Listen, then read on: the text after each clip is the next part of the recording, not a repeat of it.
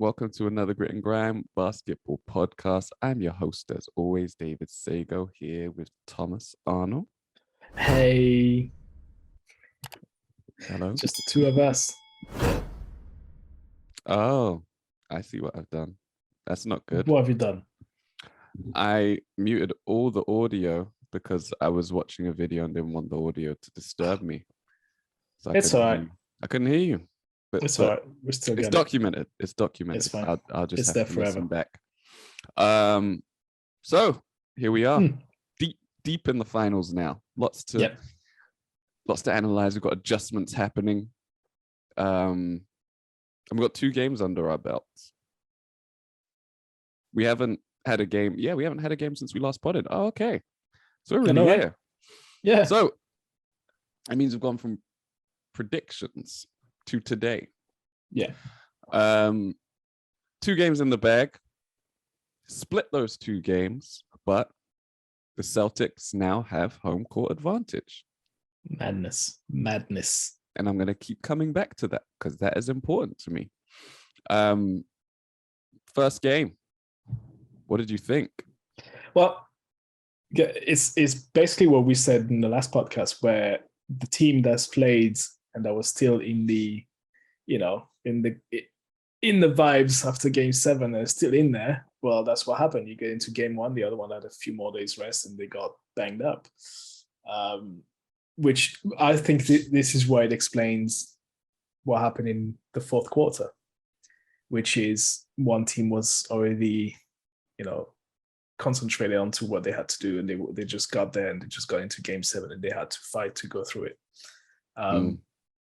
And that's what happened in quarter number 4, which is like, well, we just did this, so we're just going to carry on, and then bang. They completely destroyed the Warriors. Yeah. So it was a competitive game throughout, really. Yeah. Wasn't much in it. It was like 2 points difference at the half.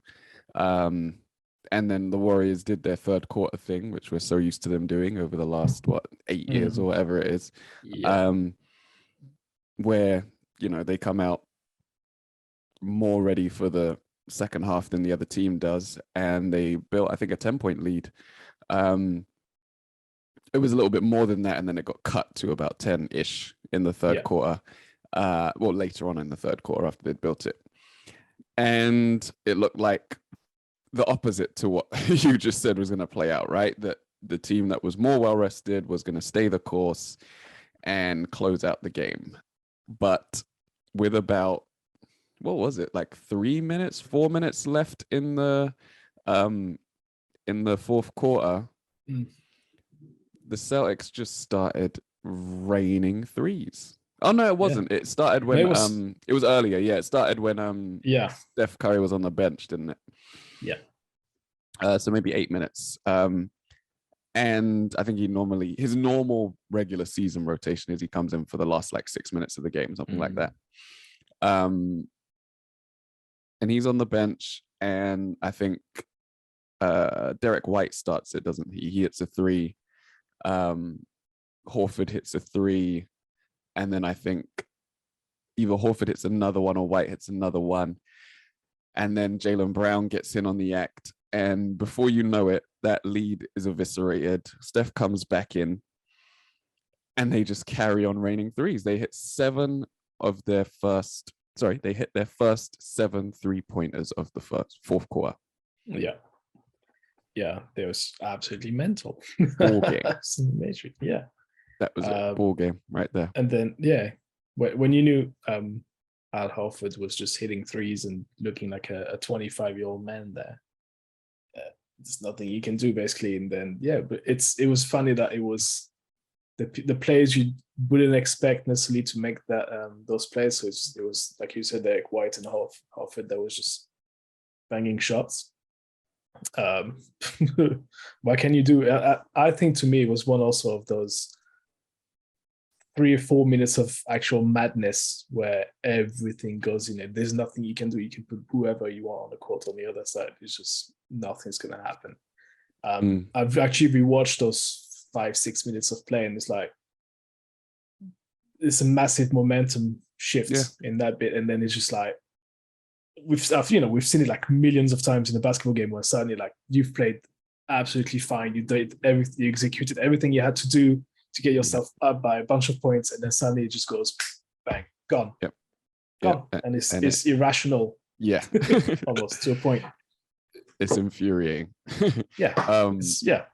Yeah, everything changes and you just can't stem the flow. You just can't stem the flow of the tide. And that's basically what happened. They weren't able to recover. They went from down double digits to up, I think 20 at some point. It was a 40 to 16 point quarter. And I think Steph only had 2 points in the fourth, having had 21 at the half. 21 and a half, yeah. And another 10 in the third and then 2 in the fourth, I believe, yeah. Because he ended up with 34, yeah. Yeah, so he started the game out 5 for 5 himself from 3, and I think 5 for 6. So there might have been a miss in there. I don't think he hit his first 5 threes. And it looked like, he's coming out to make a statement, like, I'm the best player in this series. I'm gonna bring this home and finally get myself a Finals MVP, even though he has 2. And I wasn't taken aback by this. I didn't think, the Warriors are going to run away with this now, because they were down like 2. Steph couldn't miss, and they were down like 2, 3, 4 points in the first quarter. And it was like, if I'm the Celtics in this position, I'll be chilling. Yeah, absolutely. Because you're getting one of their best players playing at their best, and you're right there with them. And I think the way that they were able to keep up with them was that the rest of the Warriors weren't exactly firing on all cylinders. In fact, when you go down the list, 4 of the Warriors were in double digits by the end of the game. But I think in that first quarter, Steph wasn't getting as much help, and the Celtics were just able to get the odd bucket here, the odd 3 there, and just keep up basically. I think turnovers were quite balanced between the 2 teams, but the Celtics were getting more buckets off turnovers in the game in general throughout. Yes, they did. Yeah, I think wasn't it a record as well, like some sort of record of points off steals? I believe, or something like that, or not far from it, but like it was a huge difference in between both teams. So there's clearly where the difference was made, and it's funny because the first quarter Curry he made 6 threes, I think. 5 or 6. I believe might be the record. Yeah, it's most ever in any quarter of the NBA Finals. There we go. And it's funny. We'll get to game 2, but he did the exact opposite in game 2 when he didn't take a shot for the longest time for Curry. For a team whose offense is based so much around one player. To sum it up, grossly sum it up. But yeah, it's such a weird thing, because you did everything well, and then just everything fell apart within. Yeah. Minutes of One other thing that they did well was keep Jason Tatum in check, and for some reason my stats will not update. But Tatum had 13 assists, so he played. Was it in the Sydney game, right? Yeah, he's got 13 assists. So he didn't shoot well, but he did assume the role of a playmaker. So to speak. Yeah, and I think that's something that he's learned throughout these playoffs, or improved on throughout these playoffs. I know obviously he had a great regular season, but I think he's really learned that when he gets rid of the ball quicker, it really helps the offense tick over. And he had a horrible game shooting the ball himself, 3 for 17. But he was plus 16. Obviously he was out there for the end of the game when his teammates were knocking down a bunch of shots. And I'm sure a lot of those shots were off of his passes. But as I said, throughout the game, he was getting the ball and getting rid of it pretty quickly. And even the shots that he did make were catch and shoot shots. It wasn't, oh, I've gone through my legs 3 times and I'm going to then back you down and shoot a fadeaway over you. Like, he wasn't making those shots. And the Warriors were able to contain him really, really well. But as we said, his teammates in Al Horford, Jaylen Brown, and Derek White did most of the damage. Saying that, Marcus Smart was 4 for 7 from 3 as well.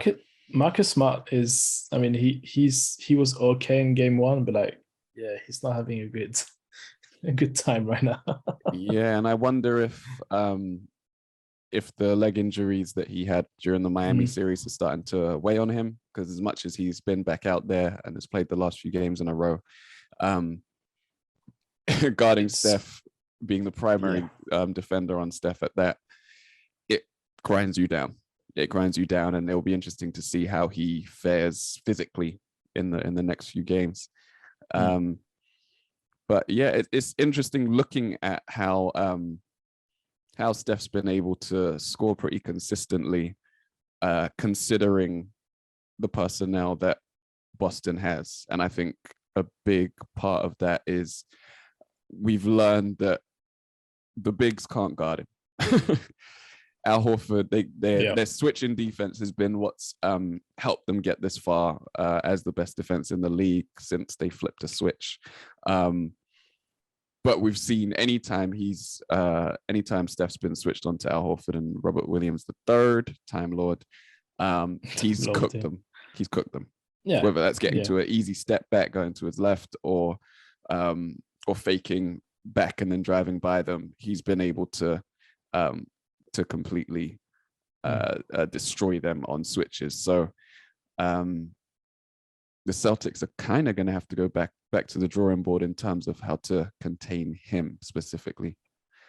I want to add on the Warriors side that something that a player that they did miss, so I think he's a massive, can be a game changer, but can be somebody who's very useful, is Gary Payton, the second. Didn't play in the first game. Didn't play the first game, but then you saw him in the second one. He didn't shoot very well, but like he does all the other things you need to get done to win a game. And defensively, he was good, but I guess we'll talk about game 2 at some point. We can, I think we can move over there because it was a different game. I just wanted to check on Clay, because game 1, Clay shot 42.9% from the field and from 3, which is pretty good. Well, game 2. game 2 was a different matter. Yeah. Game 2, he shot 12.5% from a 3-point line and 21% overall. Which was shocking. And yet the Warriors come out with a win. And there were some adjustments made. The Warriors used less zone defenses, and I think they might have zoned up maybe twice for a brief period in the second game. What they did change matchup-wise was they put Draymond Green on Jaylen Brown a little bit more on the defensive end. And what that did was it made it so that Jaylen Brown couldn't kill them off the drive, right? As much as Draymond is supposed to be a big man, he's very good at moving his feet and guarding the perimeter. He has excellent hands. He did get a jump ball off Jaylen Brown at one point early. And I think Jaylen Brown's driving kick game was kind of killing them in game 1, because whoever was on him, with them putting so much emphasis on stopping Jason Tatum, whoever was on him was either outmatched speed-wise or outmatched physically. And his drive game is ferocious if you haven't got the right defender on him. And I think having Gary Payton out there gave them another stout defender on the perimeter. He's such a ridiculously good defender. By the way, I say he didn't shoot well, but he's shooting 100%. What I meant is he didn't shoot a lot. Because when you go 3 for 3, you can shoot some more. But I guess that's not his primary role at all. No, they can leave him open and he'll still only take 2 shots. Like He Just knows like he Daddy. can make them occasionally, but yeah, he's not. That's not his game, and he knows it. And yeah, that seemed to work. It stopped almost all the dribble penetration. It did mean that he was open for a few more threes than he would have been before. He didn't knock them down at quite the same percentage. But the Celtics had and have over the two games a ridiculously low number of points scored in the paint.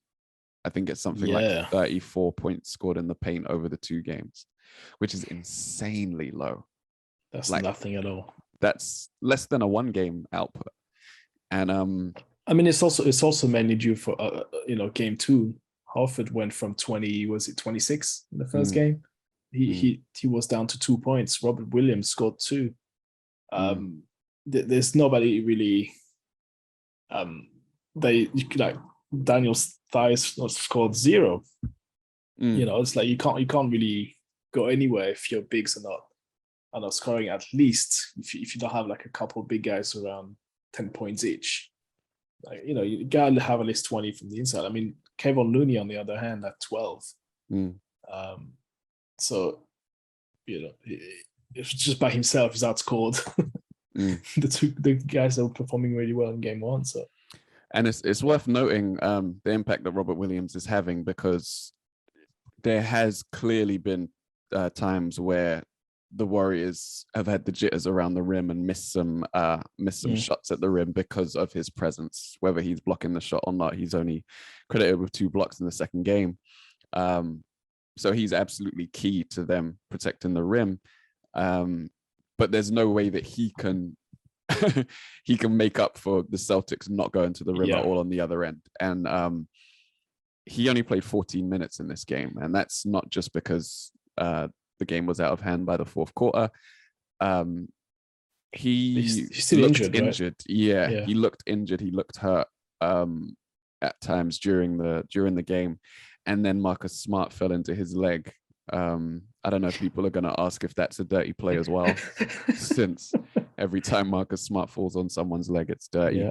But yeah, he didn't look right. And it's going to be interesting if he can go game 3. I haven't seen anything said about whether he'll be out with injury or anything. But I think even if he's just out there hobbled, it's going to be very difficult for the Celtics to defend the Warriors, because that now becomes a weakness, right? That now becomes someone that you can challenge, someone that you can move around on the defensive end and get into favorable positions for the Warriors. And yeah, I mean, if we're talking game 2, this one went differently. Derek White was still 50% from 3, but he only took 4 this time. Jaylen Brown was 33% from 3. Smart was 0 for 3. Horford didn't take a 3. Yeah. And that right there just completely wipes out the deficit from the first game. Even Grant Williams, who we know is a good shooter, was 1 for 1. Yeah, Horford was like, they had 0 points at the half, or was it Smart? One of the two is like one. Smart scored 2 in the first half and then 0 in the second, and Horford the other way around. So like again, you're the guy that was providing you with like one of the main, the most points in game 1. Going for 2 points in the second game, like there's no way you can win that. You need Horford to perform every game for them. Yeah. So and the turnover battle was completely different for game 2. Smart making some absolutely stupid turnovers. Like he would. Your name doesn't reflect how you played that quarter. Like literally, it was just the dumbest plays I've ever seen. It's just like, it's almost like he saw somebody in the stands and just was checking the balls to that person. It's like, hey, I see you. There's a ball. It's just really, really weird. And he was passing the ball into other players' feet and stuff. Like, what are you trying to do? Yeah, and it's just that lack of focus sometimes. When you're playing at the highest levels, if you just drop a little bit in focus and concentration, you can get absolutely stomped. And which is kind of what we said in this previous series, right? They win one game convincingly, and then the following game they just drop concentration and they just absolutely get smashed. That's why he went to get to 7, right? Yeah, was an explanation to why, but it did. But it's a big part of it, yeah. And it's interesting. Obviously, they swept the Nets, but a lot has been made of this record of them never losing 2 in a row, and if that continues now, they will win the series and win the finals. Which is very possible. But I feel like they've barely won 2 in a row during these playoffs. Part against the Nets, but it's since the Nets series. Obviously they did against the Bucks, and then they did to close out the Celtics, but the Celtics, I keep saying that, to close out the Heat. But yeah, it's funny. They haven't been this dominant team, but they've definitely been the better team in each of these series. Sure. And that's how they've gotten to where they are. Absolutely. But yeah, game 2, Steph started out cold. I think he was, what was he, 3 for 8 or 9 from 3? Something like that. I think it was 3 for 9. No, 2 for 9. And then he hits like he hits his next 3 in the pivotal third quarter again. And the Warriors start to, again, gain momentum in that third quarter, and it feels like they're rolling downhill. The Celtics just couldn't get a good bucket on the other end. It was so weird. They went something like, was it 9 minutes without a field goal? From I think it's something like 5 or 6 minutes to go in the third quarter until I think Aaron Nesmith in garbage time makes of a all bucket. People makes a bucket in garbage time, and it just turned. It turned. It was just like the Celtics in the first game, except it happened earlier. It just turned, and the Warriors were just pouring it on. 35-14 is the score in that third quarter, which is a massive swing. They were still so that's the funny thing, though. When you look at the story of the game, like the Warriors were up, by 2, but they were up at the half, and having Curry shooting pretty poorly, and then he came out the locker room. So when you look at the game and you think, okay, we're still up, like our main offensive threat is not shooting all that well, but we're up. Like you can be fairly optimistic for the rest of the game. That means they can still, even if Curry is having an off night, which I don't think he'll have for the rest of the series, to be honest. I don't think he's going to have a bad game, but like he completely exploded in the third, and that's the main difference. I mean, of course, there's Draymond Green that was doing his thing, helping, but and there's no answer to what happened there. And it was Jordan Poole as well. And Jordan Poole came and sort of put the icing on the cake at the end of that third quarter. Where Steph was on the floor, but obviously he was now getting tremendous amounts of attention, and Jordan Poole used that to his advantage. Poole wasn't really able to help that much in the first game, but in this one he had 17 points. And he had a few back-to-back threes in that third quarter, which just put the icing on it, as I said. I think Poole had suffered from Derek White locking him up because their minutes were more matched up in game 1. In game 2, Poole came out and was out there at the same time as Curry a bit more. And because of that, all the strongest defenders on the floor were being guarded by guarding Curry, sorry. And that meant that Poole was being guarded by Pritchard. And I think which that is the smallest guy. And Poole just looked at him like food. Like, it was embarrassing, the moves he was putting on him, and then just draining these deep threes. That last 3 that he hit was the deepest 3 ever made in the finals. And it's not like it was a heave. He shot it with his regular shooting form. Yeah. And it's also not like he ran into it and then shot it with that kind of momentum. He goes like between the legs, behind the back, like he's dribbling on the spot.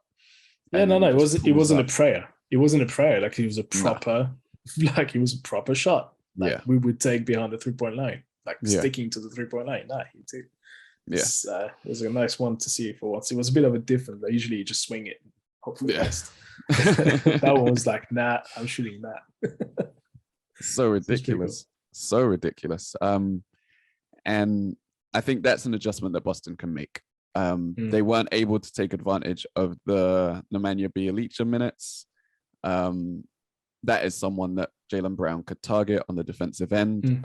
So I think just trying to finagle the matchups a little bit so that they can take advantage of some of these weaker defenders on the Warriors team and use that to get their offense going. Because they haven't been able to target Steph, really. They haven't taken advantage of him on the defensive end. If anything, he looked like one of the best defenders out there in game 2, which was a little jarring to see. But Steph, is it just me, or does it feel like Steph Curry is kind of bulkier now? Like he looks thicker to me. Yeah. But he also looks quicker, faster on lateral movements in defense. Like, he's not like, I remember they were a couple years back, or maybe 4 or 5 years back, he would get beaten on the dribble. Is not easily, but like he would. Yeah. It wouldn't be rare for the guy with the ball to just literally walk past him. But it's not the case anymore. Like, he can stick now. There's a lot of defensive highlights you can find online where he literally is staying in front of his player and just not allowing any penetration. That's what I think he's underrated. It's like, he's not the best defender in the world at all by any means, but second to Marcus Smart, right? Yeah, of course. He's ahead of Gobert now. But he's an honest defensive player now. Like, he used to be garbage. Now he's worked on it, I can tell. Yeah, and Tatum got switched onto him, and obviously you're going to miss shots over anyone, but wasn't really able to take advantage of that. And then the one that was most telling for me was Horford. Horford got switched onto him. He looked at him like barbecue chicken. He backed him in under the hoop. And then I think Steph was able to switch out and another defender took his place, but he stayed in the same, area as Horford was to provide help defense. And then Horford sees the second defender, tries to turn over his shoulder and pass it off to another, I think it was Grant Williams, who would cut on his blind side, and Curry was just there to take it away. And it's like, how do you go from having that mismatch to a turnover? That should not happen. Should not happen. Exactly. There's no way. But this is where they were. This is where they are. And yeah, it will be interesting to see what adjustments Boston makes to counteract the adjustments that the Warriors have made.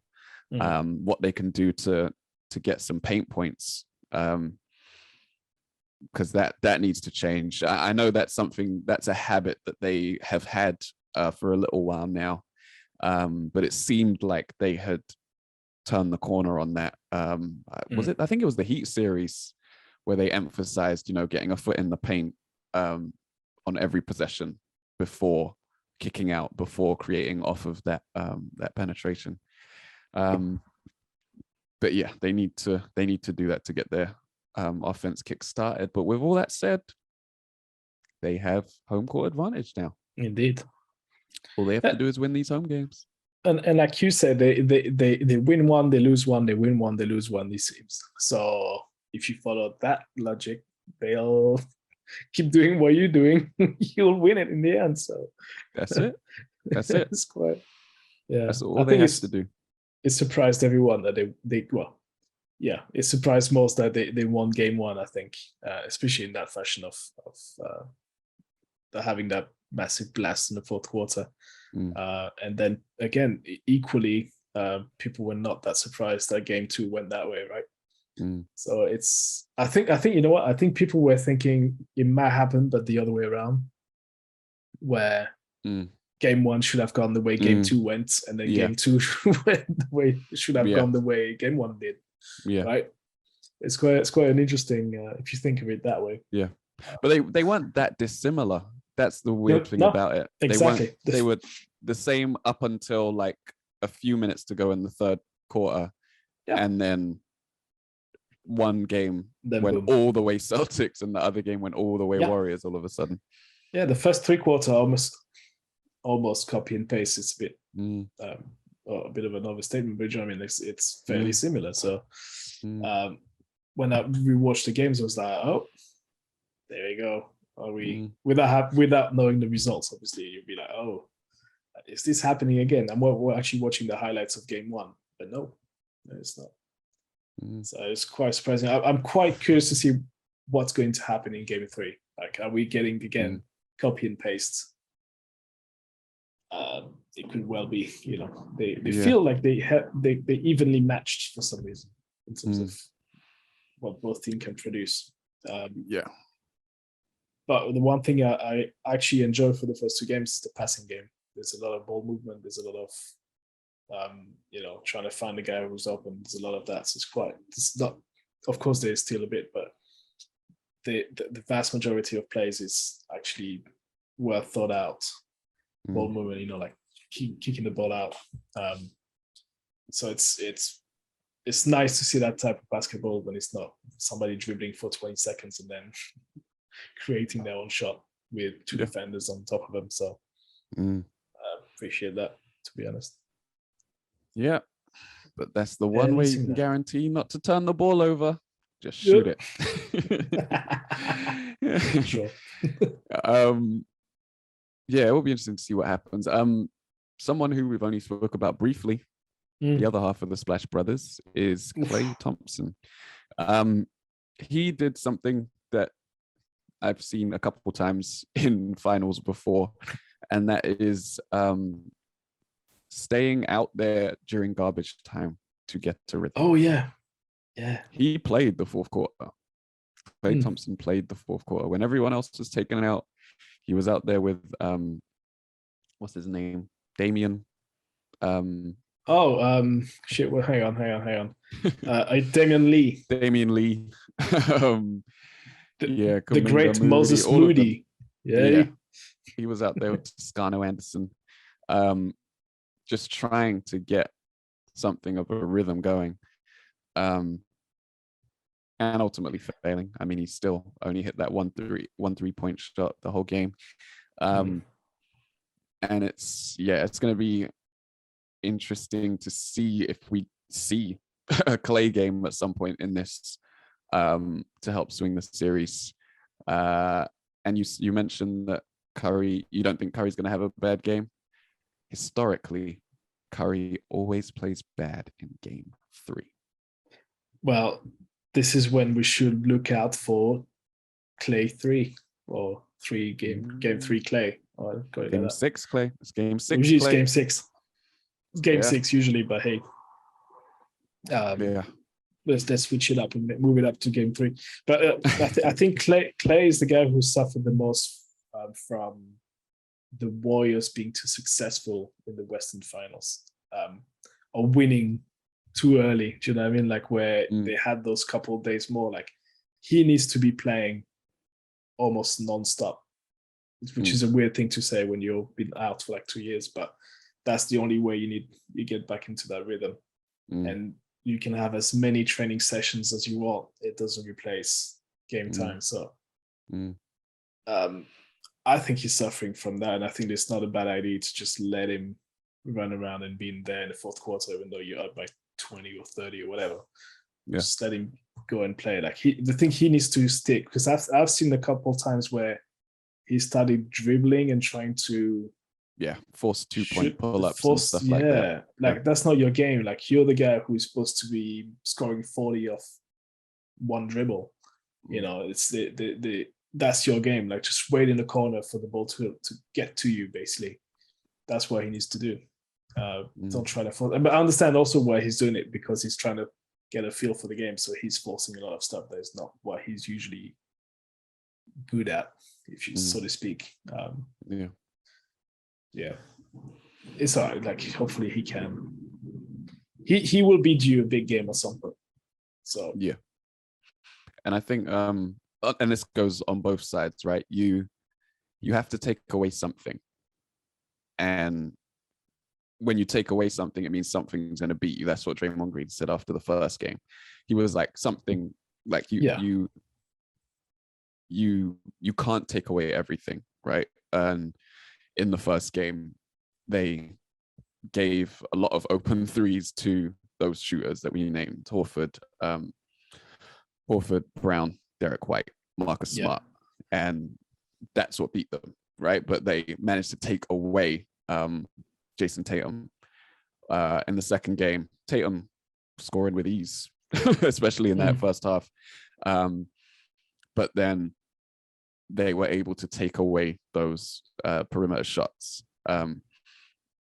And they were ultimately able to win. And I think there might be an element of that with the Warriors and Klay Thompson. I think the Celtics have done a good job of sticking to him, coming off these screens and making sure that he's not getting open looks and making sure that someone is blanketing him all the time.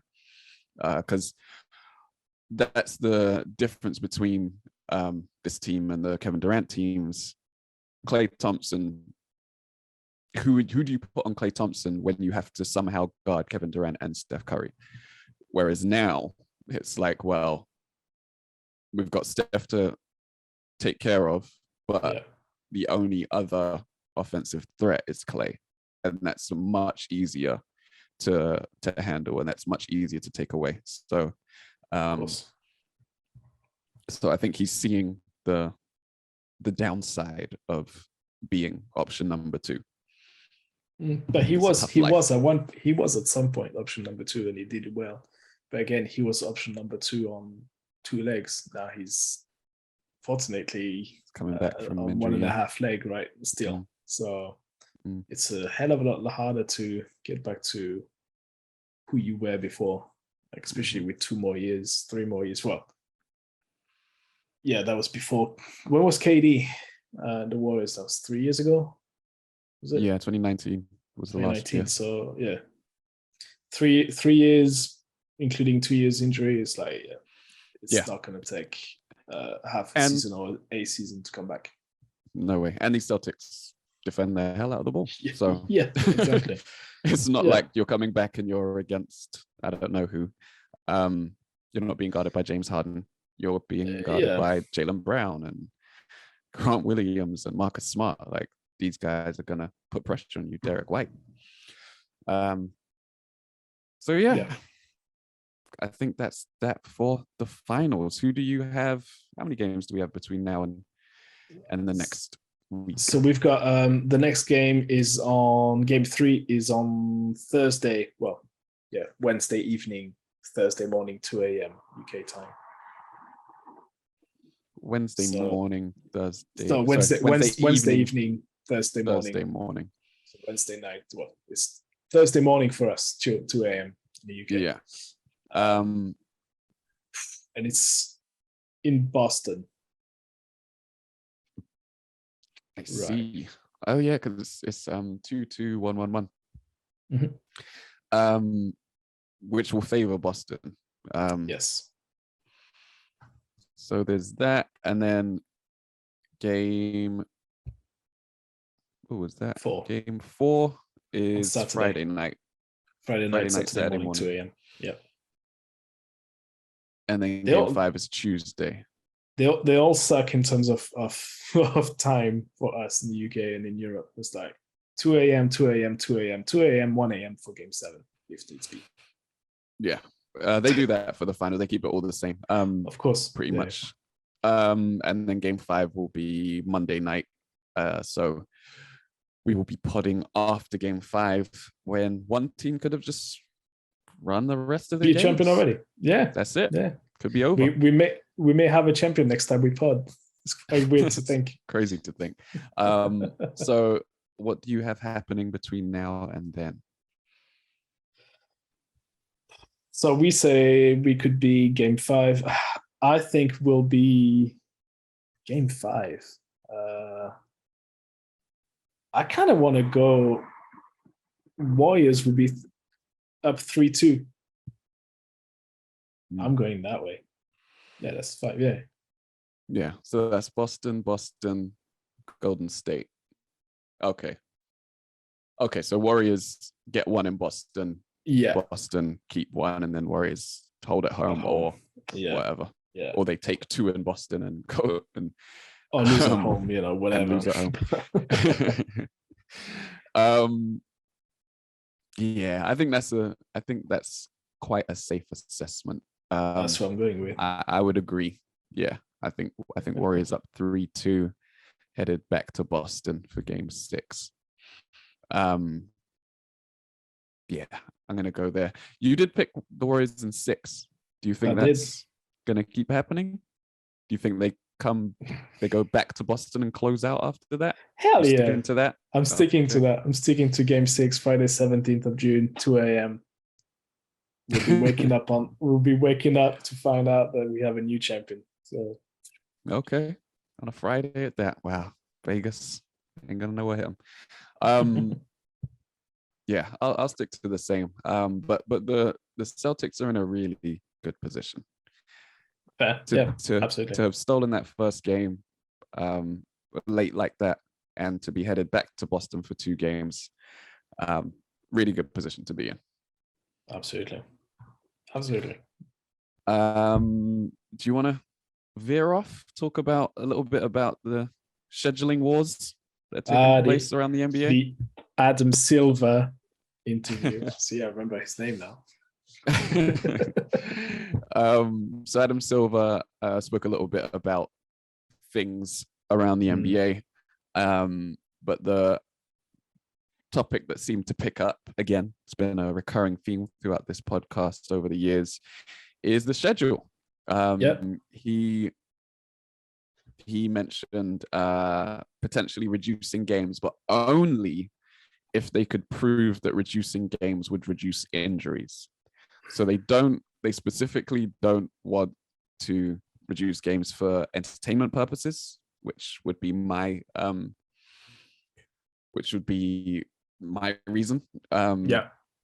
They only want to do it if it reduces injuries. I'm pretty sure we already have evidence that shows that it doesn't reduce injuries. So I don't. Yeah. So that's the funny thing, because then if you only take that snippet of the interview with Silver saying, "Oh, we should reduce because," we could look at it, but then you then watch the Richard Jefferson? Yeah.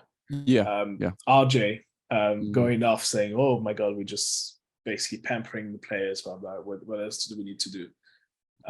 Because I came first with that bit, and I was like, "What the hell is he talking about?"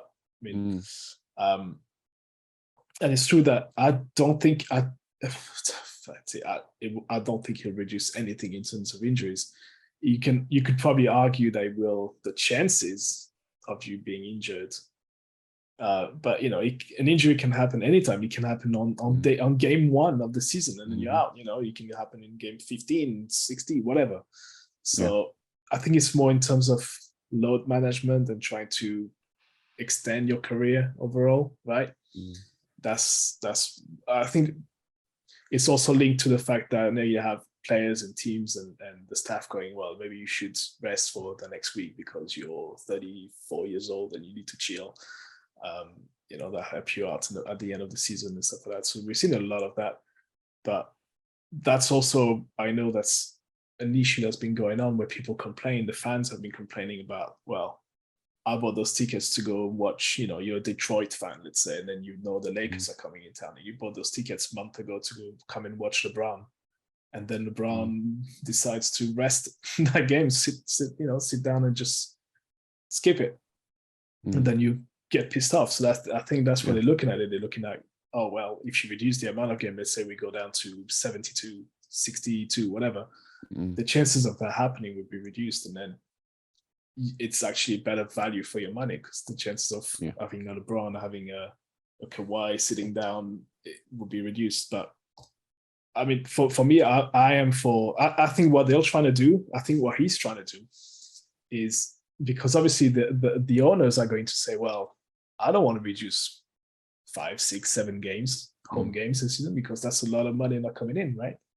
Tickets, advertising, all the stuff that you sell during the game, that's money that's not coming in. But I think what he's trying to do is to steer the discussion into the direction of, let's have a mid-season tournament.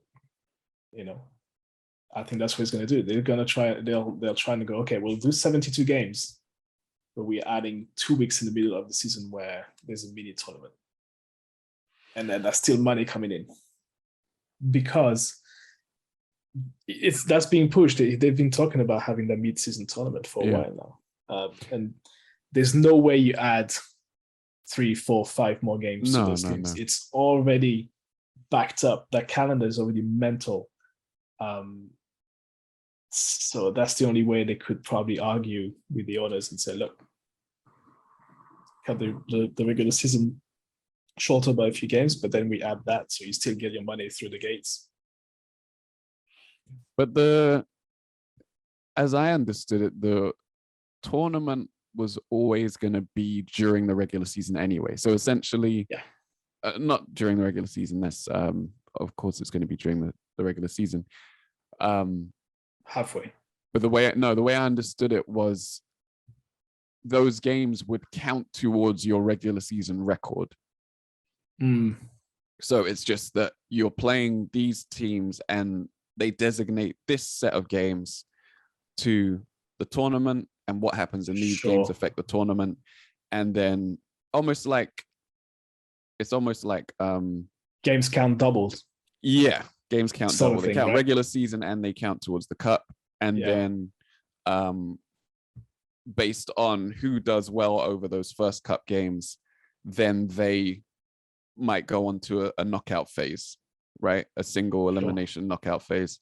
What that would then mean for the calendar, I guess, is where you're right, that the knockout phase games would replace some of the regular season games, so they could potentially keep the numbers similar. But if you get knocked out of the tournament, then you might play less than 82. Exactly. Yeah. I mean, to me, regardless of what the motivation is behind having maybe like a mid-season tournament, or having, I think, to me, and again, we had those discussions of recording, like of the podcast, where we said, my God, there's like always the mid-season fatigue and all that stuff when you get towards the before or after the All-Star break, and you get to even though you get to February, March, even April, and you're like, come on. Like, bring me the playoffs. Bring me the playoffs. Like, it's enough now. I think in the grand scheme of things, having 82 plus playoffs, let's say your team plays every single game, they go to game 7 every single round, that's another 28. How many rounds are there if you get to the finals? It's 4 rounds, right? Yeah. That's potential of 28 more games. So it's you can get to 110 games in a season. And I understand Jefferson's point. It was like, like in my days, we used to play all these games, and like he is there to separate the good from the best, from the legendary players, which is a fair point. I understand it, and I to a degree agree with that. But also in terms of the product you're showing, like, less is more, almost like an easy point. Less is more. Like you watch all those games, like it becomes diluted into this giant thing, which is the regular season. It is this long, drawn out period of time when, like, suddenly you're like, oh, didn't they play the Grizzlies last week, and now they're playing again, and then they played 4 times in between. You're like, it becomes this thing where all the games are important, but none of them are important also, right? Yep. Yeah. Apart from the end of the season, when you get caught up, if your team is like, oh, they can make it to the top 3, there's a little something to play. They need to play win those games, or they can make it to the playoffs, or the play-ins now. Yeah. But you know what? But that's what you remember, right? Yeah. But then that happens in the NBA anyway. Yeah, you get to the end of the season and you can jockey for position. That happens in the Premier League, right? You play everywhere. 38 games, and when it comes to the end, we can jockey for position. That happens in the NFL. You get to the last few games and you can jockey for position, and it doesn't matter how many games they have, you're always going to get that come the end of it anyway, unless there are certain teams, and sometimes that happens quite often, right? The number one seed is out of reach for by the time we get to game 70 a lot of the time. And the more games you have, the more likely that is to happen. That one team is just running away with things. And I think even if they brought the number of games down, it would definitely help in terms of fans keeping up with the games. Yeah. Because nothing matters.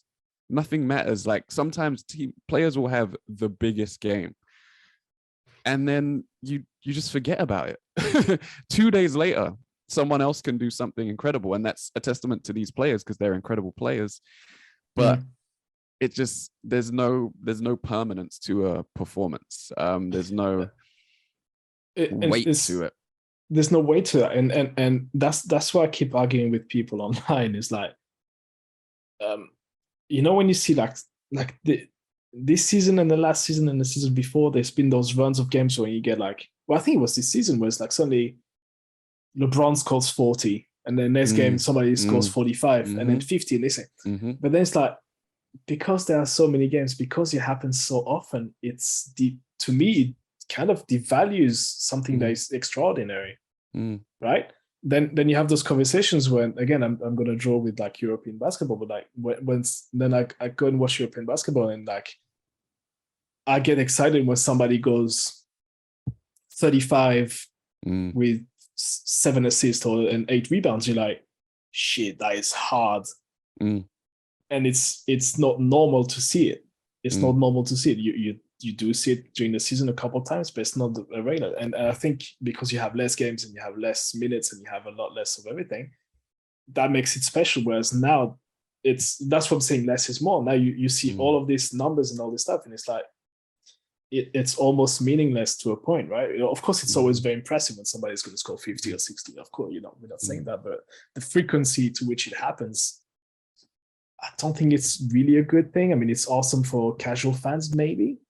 And I don't want to knock people that are just following basketball casually. I'm just saying, maybe it looks cool, But the casual is the majority, but then a lot of casual fans don't tune into the NBA until NFL season is over in America. And very true. It's not casual fans that are going to be watching Memphis day in, day out and watching Ja Morant do these amazing things, right? It's going to be the hardcore fans. And true. And the hardcore fans that do try to follow every game and every day of the calendar. But that said, though, even the hardcore fans. So I've got my team in France, right? Which is like, I'm a massive hardcore. Like I watch every single game they play. They play the regular season in France, which is 36 games plus EuroLeague, which is another 36. So that's already 72. Yeah. You add all the playoffs. Now you're going to the 80s. You add the French Cup, you add stuff like that. We also get to 90. We also get to NBA numbers. I can't watch everything. Like even to myself, like my team that I grew up watching the last 30 years. Yeah, I get like there's a saturation effect that comes to you, and sometimes I go off like a month or two, and I'm like, I can't watch another game. Talk to me when it's June again. Like come see me mid-May when it's the playoffs again. So. But again, reducing the number of games doesn't mean you. And again, like there was a podcast I was listening to yesterday, and they were like, "But who said anywhere that 82 should be the number of seats? Why is 82 right?" I know historically, but I think back then, obviously, in order for the league to maintain financial viability, they were essentially a roadshow, right? The way that they made money was fans in stadiums. So the more games you have, the more money there is in the league. Yeah. And the more money there is in the league, the more they can pay the players. And I think even back when there were 16 teams, they still played 82 games. It's mad. you just played everyone a lot more. And I think it's just a legacy thing. I think it's just a legacy thing. I don't know how they got to that number, but once they got to it, they kept it. And even as they added new teams, they still kept that as the number. And I think that would be the biggest loss to me. It's the history, it's the record. We played 72 and 66, right, in the last 2 years. I know that the circumstances made that, COVID and all that, but nobody noticed. You forgot that it was 72 and 66. You're like, oh yeah. And I understand the point of view of people saying, well, the stats, like, how do you compare? You can bring those, how we always bring back to 36 minutes for is it? Per 36. Yeah. Per 36, sorry. So you can work it out. You'll be all right. Yeah. And then there's things like, the 73 and 9 team. If it goes to a different number, then it will start, it almost reset a lot of records like that. The one record though, it's the team with most wins in the season. You're like, I want to get to that point is fair enough. I'm like, okay. Yeah, it's more stuff like that, and then obviously players like if LeBron eventually catches Kareem, or even if he never does, like Kareem's 40,000 points or however many he has, that becomes a lot more difficult to get to because although you could say players might play more years, they play longer. Exactly, which is the point. Yeah, allegedly. Yeah. It's still age though. Still age the same. Still age. Yeah. I don't know. I think it could be a good thing. It depends how the thing is. It depends what point of view you're looking at. If you're a fan that watches every game, you want less game. Like I'm sorry, like you cannot say I want more. I want the same because you cannot digest that amount of game. Yeah. If you're an owner, you'd be like, nah, I want my money. If you're a player, I know they might be divided in what Jefferson said, which is, we already do enough. Yeah. Back in my days, we used to be tough. Okay, fair, sure. But then also, why would you not want to have any help you can get from anyone just to get get a chance to have a longer extended career? And play better. Yeah, and play better during those games that you do play. Like that's the other added benefit, right? We've seen what Kyrie can do part-time. Would that mean that Kyrie plays even less games? Oh my god! Well, just might play all of them now. Might play all of them now. No, I'm sure he's got like a pro rata number in his head. It's like, all right, there's 82. I'm playing. He just divides it by 4 regardless. By 4. Oh, shit. But I it's an interesting discussion. It will ramble on. I don't think we'll see a huge reduction regardless. I think the money matters too much. I finished Winning Time now, and even then one of their issues was breaking even by the end of the season because of how much they'd spent on like the entertainment and the club and all of that investment. And back then you had a bye in the first round. No one mentioned that affecting the records. Moving to 7-game series is for every round. No one seemed to complain then. The Lakers got a bye in 1980. And because of that, they didn't play any first round games. And since they didn't play any first round games, they lost revenue. Yeah. Because they would have played at least 3 playoff games. So again, that's another thing to keep in your head about why they want this number of games, why we've moved to 7-game series for every round. It's not just so that the best teams don't get upset as much. It's also more money. True. So I think that concludes the pod for this week. Darvin Ham has been hired by the Lakers. I wish him the best because he's going to need it. Yep. Good luck. Quinn Snyder has left the Jazz. I wish him the best too. He said he wants to take a break. I don't blame him. That's all the news I have. I don't know if you have any little news bits. Well, you've got DeAndre Ayton that is apparently going to get moved. It's all a bunch of trade season. I know we don't talk about rumors, but there's all the Utah Jazz being sold to anyone and everyone. Is Mitchell gonna get to the Knicks? No. Zach LaVine's another one. Yeah, Zach LaVine. Everyone, he's gonna resign. Apparently, Gobert is going to the Pistons. He's also going to the Bulls. He's going to Dallas. He's going to the Knicks. He's going anywhere and everywhere. I've heard the Dallas ones as well. Yeah. NBA rumor time doesn't hit the same, but free agency does. Free agency's wild. Fun times. So we can end it there. Please get us on social media at Grit and Grime Pod. Whatever platform you are listening on, please leave us a review. How many stars should it be, Tom? Jose is not here, but it's 5 stars. And you know it. 5 stars. Otherwise, go keep it to yourself. Keep it to yourself. We don't want to hear. I've been your host, David Sagoe. Oh, wait, before we do that, please remember to like, share, subscribe, rate, and review. If you're on YouTube, give the bell a ring. Tick the bell. Ring the bell, subscribe, hit like. Leave a comment. Troll us. Leave a comment. Tell us we're talking crap. Tell us you disagree. Please. Tell us you agree. Tell us you like what we say. All comments welcome. Just say something. We have to remove them. That's been done once. I've been your host, David Sagoe. He's been Thomas Arnal. Goodbye. And we are out of here.